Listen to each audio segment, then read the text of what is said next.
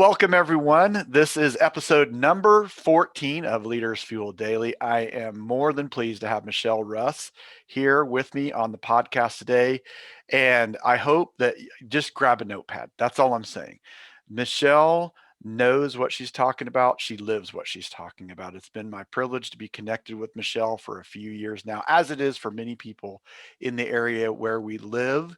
And so, Michelle, will you just kind of talk about what you do now, how you got to do what you're doing now? Just quickly give me some of your background and what led to what you're doing now.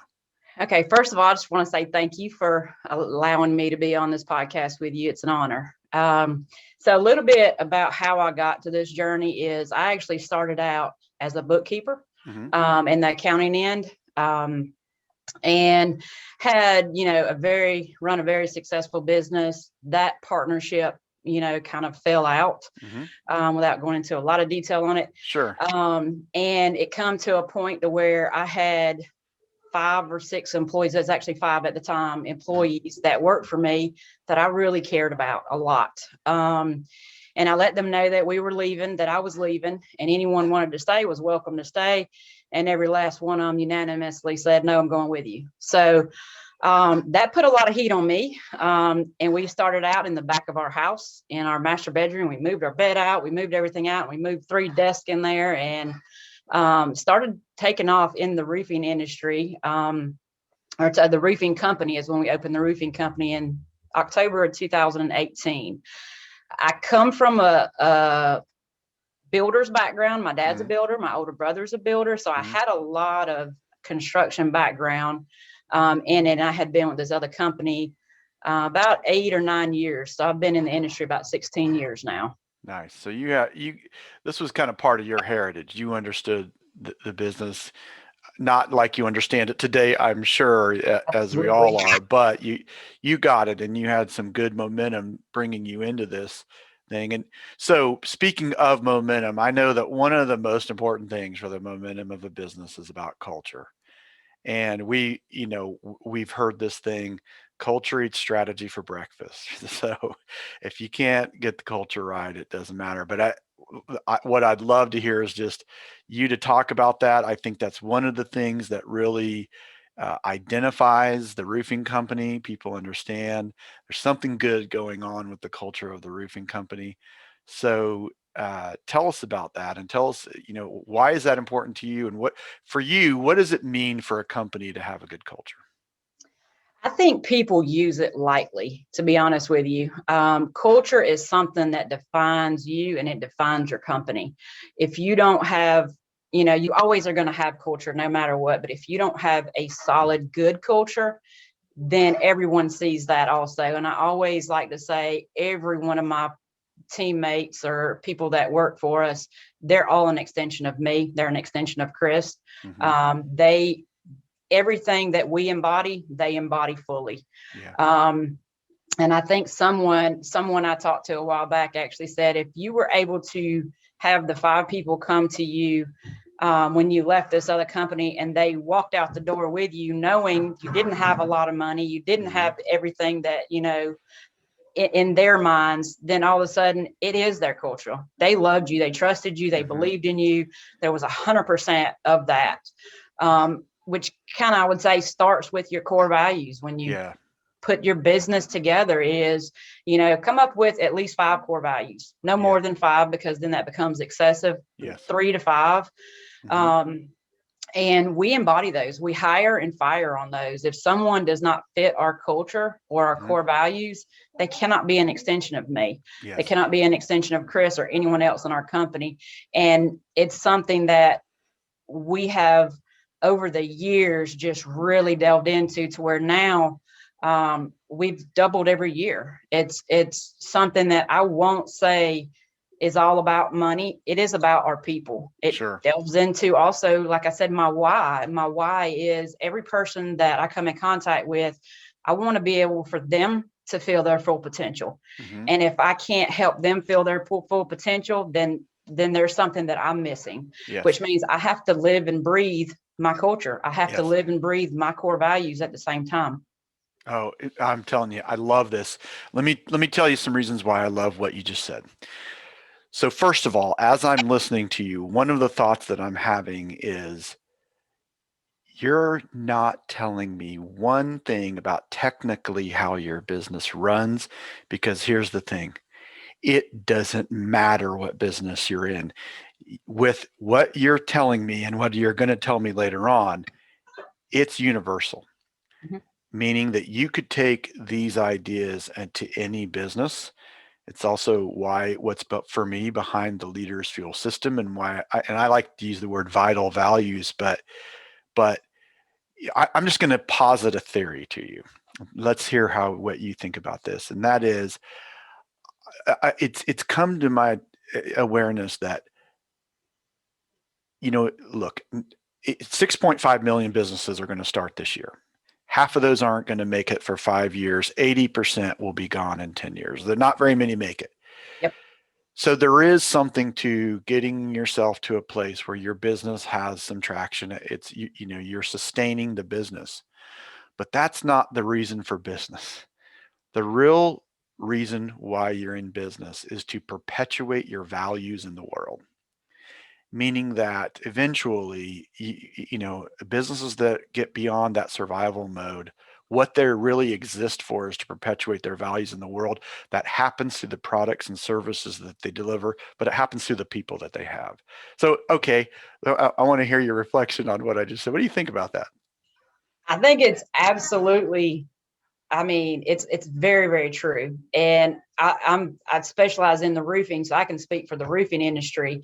Is 90% will not survive 5 years, and even the small, I think it's 5% will actually last 30 years. Yeah. So, and the reason is because there's a lot of, bang on your chest guys that go, I can sell this, I can sell that. Well, really, it's not about how good you can sell, it's how you can make a connection with the person you're talking to. Are Yes. you giving them 100% of your attention? Are Mm-hmm. you communicating with them with your full body? Are you relaxed? Are you engaging with them? Mm-hmm. Or are you trying to listen to them to just respond? Yeah. And it's part of our basic sales training is attention. Like, Mm. how do you take that person? They want to talk about their grandkid and you're 30 years old and you don't have grandchildren. It's not, it's simply listening. It's simply, listening to what they have to say and Mm-hmm. coming up with, a solution to their problem. Mm-hmm. Everyone can provide a solution if they actually listen and not hear. So I would 100% agree on the statistics of, definitely it's about the people. It is not about the money in the end. It's not. Yeah, and by the way, the money comes, right. It's really interesting right now. By the way, in the Power Plant Mastermind group, we're into the study, the science of getting rich. And it's funny, by the title, I think people would make a lot of assumptions about what the book is about. But let me just say, everything that you just said is represented in the science of getting rich. And Yep. that book, he's very clear. This is about making money. But the point is that what you're really leading with are your values and how you're showing up. And the money is a part of that. It's kind of a byproduct of it, and maybe for lack of a better term on my part. But also, again, everything you just shared to me is, I think anyone who has a business with a team can take what you just shared and apply that to their team. So so this whole idea of your core values or your vital values, how did you know what they were? I actually sat down and said, what is the most important things to me? Mm-hmm. If I had to choose the most important things, and I'm 42 now, Mm-hmm. and in my short life, what would I say are the most important to me? Yes. And that's where it started. And I could continue to name and name and name. And then I had to go back and cross out, Yes. 10, Mm-hmm. 20 and go Mm-hmm. narrow Mm-hmm. it back down. Yeah. And that's where we came up with it. And then it's plastered on our walls. It's plastered on our website. Like, it's everywhere. Our core values are very, very big to our company. And that is your culture, isn't it? So in other words, you didn't just do this, oh, nice exercise one weekend and No. then, throw it in a drawer, and then another year later pull that out and go, oh yeah, I remember doing this. Oh yeah, that's something good I wrote. Yeah. Yeah, everything. So here's a question for you. How soon, if I'm a potential employee of your company, and so, let's say that, for example, I see an ad and I contact the roofing company to say, hey, I'd like to work for you. In that process, how quickly do I get exposed to your company's values? Immediately. The way we do that is there's usually a phone call, Mm-hmm. and then we have a follow-up in-person interview. Mm-hmm. And the questions I ask aren't, or anyone else in management ask, are not questions that anyone else would normally ask in a business. It Mm-hmm. is, if you were to do what you want to do, like what would you excel at? Yeah. And as you ask questions, what happens is people are so off guard with not the typical interview questions, Right. that all of a sudden they just start telling you about their son and where he's at and what he's doing and what church they go to. They start telling you things that you could never ask and get a straight, honest answer about. Yeah, that's And I great. think that's the thing, is I want them to understand that I'm not here to be your boss. Mm-hmm. I'm here to help you reach your full potential. Yeah. And what's something that your passion is? If your passion is helping others, then great. You're part of the team immediately in a certain way. So it's something over the years. I used to have the standard 5 questions that you write down their answers and look at the resume, and it never worked. It never worked because you were not dealing with the person inside. You weren't giving them 100% attention. The way I teach my sales guys to do in sales is 100% attention. If you sit down and talk to someone, they know instinctively if you're just talking to them to get an answer, and what answer that you're looking for, if it's so structured that way. So it's almost it's a very different interview process that I do now than I used to, for sure. It's really interesting, Michelle, because everything you're telling me is, I think the thing about the most common way is the way, what I'm trying to say, of the way people bring people under their team. It's a very management-based approach. It's all about, I'm going to manage you and you're going to get in this position, and that actually, all of the management skills, which is what a lot of leadership training is. It's not leadership training, it's management training. It actually comes out of one side of your brain, the sort of facts and figures, just information alone part of your brain. But leading and being a good team member, being part of the culture, comes out of the other. And what you're actually doing is you're drawing out the fullness of who they are in that, and you're not just trying to set up some sort of hierarchical management situation.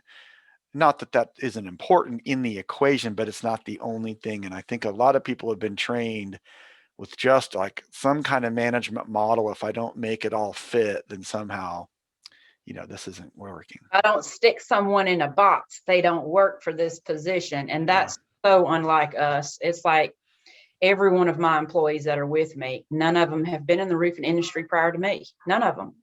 And I don't care about that. What I care about is, are they part of our culture? Are they part of our core values? Do they live it? Do they breathe it? Yeah. You can teach roofing products. You can teach roofing. You can teach any industry to anyone if they're willing to learn or they're willing to be led. And that's where it's part of developing them.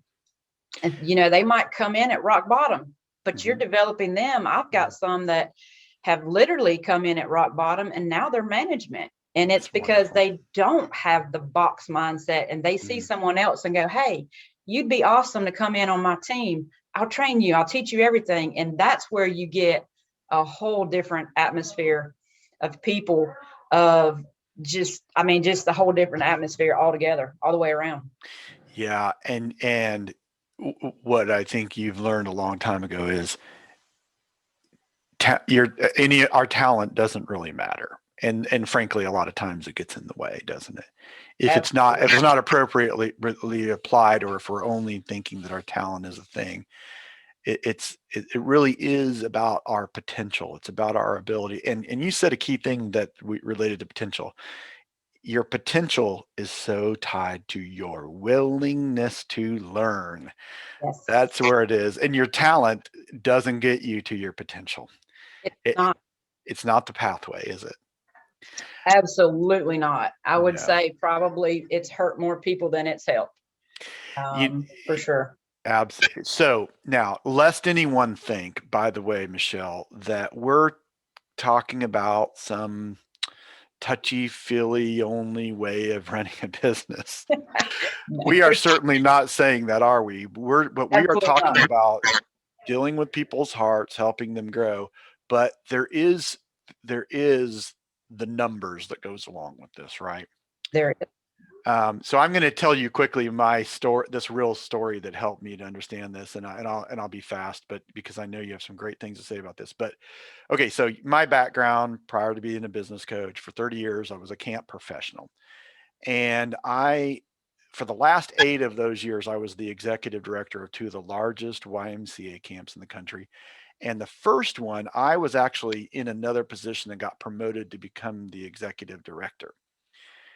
And I'm going to tell you everything about my life changed on that very day. And also, I was taking over a company, a camp that had lost half of its revenue. And it was the first day of the fiscal year. So it was like a patient in cardiac arrest.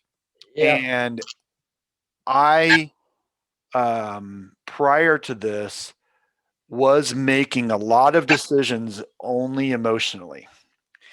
And that taught me the importance of data-driven decision making. And I'm going to tell you, there's one moment in all of that that was really helpful to me. There was a gentleman, he had been very successful in the insurance business, done really well. He was probably about 70 years old, and just the nicest guy. But he came to my office one day, and he was just talking to me, and he looked at me and he goes, "Rick, you got to keep your nose in those numbers." And he said, "You've got to every day." And so it made such an impact on me that I typed it out in really big letters, "Keep your nose in the numbers." And there was a beam when I sat at my desk that went across the room, and I put it up on that beam so that every time I looked up, You keep your nose saw. in the numbers. Yep. So that's my story about numbers and how from experience, I came to understand why it's so important. So tell me about why this matters for you. You have to know your numbers in any business. I say, stick to your budgets, know what your revenue is coming in, know what your profit margins should be, know what your net is. Like there's lots of terminology that people can throw out there, but what is really your bottom line? Yeah. Because your bottom line is going to grow the success financially of the business, which you have to have in order to bring people on or to develop people, to have conference rooms, to have these things that you can lead. You have to start with the basics of the numbers, setting your budgets aside, sticking to the budgets. It's very, I would say, prior to being in the roofing industry, I was a bookkeeper. Mm-hmm. I was, dealing with numbers every day. And I knew that wasn't the only way to run a business, but at the same time, it's got to be paired very closely with the people that you bring on. So I take every time anyone calls me and goes, "I want to work with you. I got to work with you," and I've had, just as an example, I had a girl from Ohio call me and want to move down here to work with the roofing company. Mm-hmm. It's a really interesting scenario because it's like, okay, well, it's going to take X amount of dollars to go ahead and train this person. Mm-hmm. It's risk involved in it, and all these things. And it's going, okay, now let me look at my numbers. Are my numbers in line? So they got to be in line in order for you to add on, overhead, because you've got to be able to protect your people, which Yes. all goes back to, knowing your numbers in your company and knowing what your bottom line is. Not, everybody out here can say, "Oh, I did 10 million, I did 20 million in revenue." That's a big number that everybody bangs their chest on and says how much they did. But what did you really make on the end? What was that profit margin, in the bottom? Zone Wow. in on that for sure. So true. And here's the thing: if your net isn't what it needs to be, then adding more business isn't necessarily the thing that's going to get you a higher net in and of itself, Doesn't. right? Yeah. It doesn't. And I have to say, I learned that very early on, is because you can't just add more jobs. You can't Hmm. just add more people. What you do is you start selecting and be very selective on who are your clients. You have a culture and Yeah. you have clients that come to you for specific needs, for a Hmm. specific clientele. And that's how the roofing company, is has developed such a professional atmosphere, as far as also the clients that we use or the Hmm. clients that call us. They, we might not service everyone, but everyone is not our client, because we have to hit a certain margin. Yeah. And it's not because we don't want to help everyone. Right. It's for the simple fact is I cannot go below that net number. And if I have to pay out Hmm. 20 people involved in that sale, Hmm. I still have to have a net number at the bottom that has Yeah. to coincide with everything else. And so that's when you start fine tuning your business and start Yes. saying, okay, this is the perfect client. You know what it is because you look at your numbers and say, I made X on this. Hmm. Start targeting that. Target that through marketing. Target that through your people that you hire. Hmm. How do they dress? How do they represent? Do they represent that client that you're targeting? And it's a very intricate detail that a lot of people just go, hey, I'll just throw an ad on Facebook. Well, Yeah. if you're not knowing where you're targeting or who you're targeting or who your perfect ideal client is, Yeah. then you don't know that side of it yet. And you're throwing things at the wall trying to hope they'll stick, or Mm. taking everybody. And then it just becomes, especially if it's a new business, it just becomes overwhelming. Yes. And then you get burnout. And then that starts down the road of that. So Yeah. it's all intertwined, I would have to say, for sure. So critically important. And so I think if I was, when I air this, I'm going to say, lead with your values, keep your nose in the numbers. How about that? For sure. For Yeah. sure. Well, I know there's so much more here that we could really dig into. And I look forward, by the way, to other conversations that we'll have. But I do want to stop now, and I want to hear all about the roofing company. So, so tell about the roofing company, and by the way, share your values with us as you do. Uh, Our core values, I'll tell you what our core values mhm. are. So our core values are driven, Yeah. balance, integrity, all in, and interdependence. Okay. So that speaks volumes for just the company. Yeah. Interdependence is one or more people you have to depend on. Yes. Driven, you have to be able to drive. You have to be able to set goals for yourself. It helps you Hmm. grow internally. It helps you grow financially. Hmm. But there's such a balance to all that, because I don't want someone that comes in and has done 2 million in sales and they're talking all about this and this is all they're about, because that's not what we're about. Yeah. So all in is one of my favorite core values. Hmm. It actually came from Chris is a cowboy. Hmm. He is one of the things that, I went after when I love cowboys. So Yeah. that was kind of one of my things. And when you're in the cowboy culture, so to Hmm. speak, is you have to be all in. You ride for the brand. That Yeah. means if you're in a bar and you're drinking and things happen, doesn't matter what they said, you're all in and you ride the brand, is what Hmm. their quote is. So Okay. we kind of took a little bit of that as like, you've got to be all in. We don't do part-time. Hmm. Everybody has to be all Hmm. in everything they do, which kind of drives every other core value on it, on that end. And balance, one of my favorite too, is you've got to have a work life, but you've got to have a personal life. Yeah. You cannot go in and say, this is exactly, I'm going to work 70, 80 hours a week. You're going to burn out. Yeah. You've got to go skiing, or you've got to go horseback riding, or whatever Hmm. that is. It's Hmm. got to be a balance to your life Yeah. personally. Yeah. In that end. Well, so let me ask you about the balance one too, because what I heard when you were talking there was um, just that really what I heard is you're not just, when you're coming together, you're not just about what is the person on your team delivering on, which is important because that's the numbers part of it, but what are they doing for themselves to grow? And Exactly. that really, again, for me, for the Leaders Fuel system, that's what is built into it is, the whole idea of you're growing your company by growing your people. And so Yep. they know exactly why they're there, but they also are growing along the way, and the company grows with that. So Absolutely, and so those are our core values, and we do live by them daily. Nice.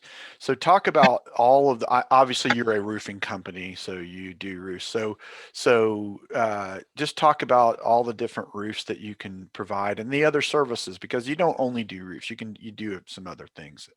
Actually, we narrowed it down to Mhm. specialize in roofing only. Okay. We don't do anything else at all. And Mhm. the reason why is because I had to take my own, advice and Yeah. look at my numbers. There Where you were go. those numbers actually at? And how could I keep the company growing? So Yeah. we do roofing only. We do Mhm. residential. We do commercial. We do shingles. We do tile. We do slate. We do apartment complexes. We do flat roofs. There's lots of kinds of flat roofs. We do Mhm. seal coatings to help business owners kind of extend the 2 or 3 years of their roof, so they don't have to do a full 200,000, 400,000 re-roof. Mhm. So we give you options. In our roofing industry, we have a separate service department that handles a lot of service, so that it's building a relationship. A lot of business owners don't want a re-roof every year, or they're not going to, pop and do a $400,000 roof. They have to know, how can you help them extend the life? So it's about a relationship. Mhm.